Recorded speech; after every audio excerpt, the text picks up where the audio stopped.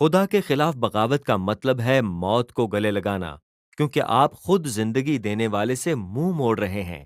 اس کی نمائندگی حیات کے درخت سے ہوتی ہے۔ اور اس طرح باب نمبر 3 میں ایک پراسرار شخصیت ایک سانپ کہانی میں شامل ہوتا ہے۔ سانپ کو اس کے علاوہ کوئی تعارف نہیں دیا گیا کہ یہ خدا کی بنائی ہوئی ایک مخلوق ہے، اور یہ واضح ہو جاتا ہے کہ یہ خدا کے خلاف بغاوت کرنے والی مخلوق ہے، اور یہ انسانوں کو بغاوت اور ان کی موت کی طرف لے جاتی ہے۔ سانپ درخت اور انتخاب کے بارے میں ایک مختلف کہانی سناتا ہے۔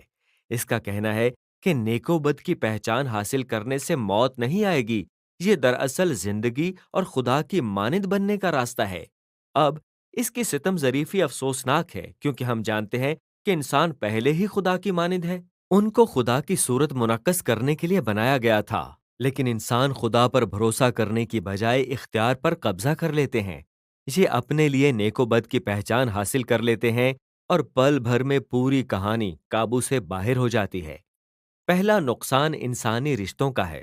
مرد اور عورت کو یکدم احساس ہو جاتا ہے کہ وہ کتنے کمزور ہیں۔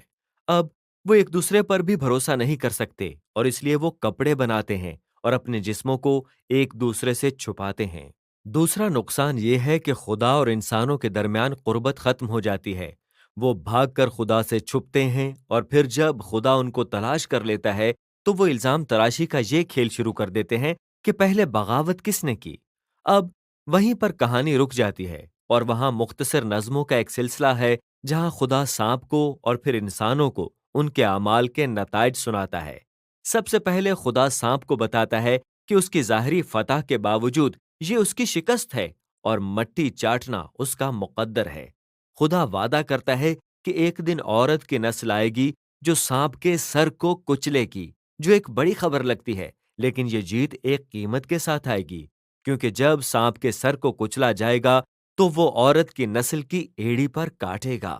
یہ ایک زخمی فاتح کا پراسرار وعدہ ہے، لیکن کہانی کے بہاؤ میں اب تک آپ دیکھتے ہیں کہ یہ خدا کے فضل کا عمل ہے۔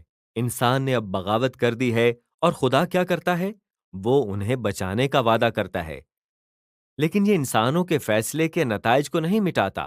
خدا انہیں مطلع کرتا ہے کہ ان کی زندگی کا ہر ایک پہلو ایک ساتھ گھر پر اور کھیت میں بغاوت کی وجہ سے غم اور درد سے بھرا ہوگا۔ یہ سب انہیں ان کی موت کی طرف لے جاتا ہے۔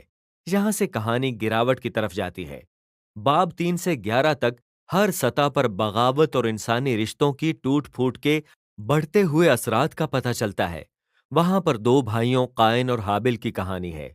قائن اپنے بھائی سے اس قدر حسد کرتا ہے کہ اسے قتل کرنا چاہتا ہے، اور خدا اسے تنبیہ کرتا ہے کہ آزمائش میں نہ پڑنا، مگر وہ ویسے کر ہی دیتا ہے۔ وہ کھیت میں اسے قتل کر دیتا ہے۔ پھر قائن ایک شہر بناتا ہے جہاں ظلم اور جبر کی حکمرانی ہے، اور یہ سب لمک کی کہانی میں ظاہر ہے۔ بائبل میں یہ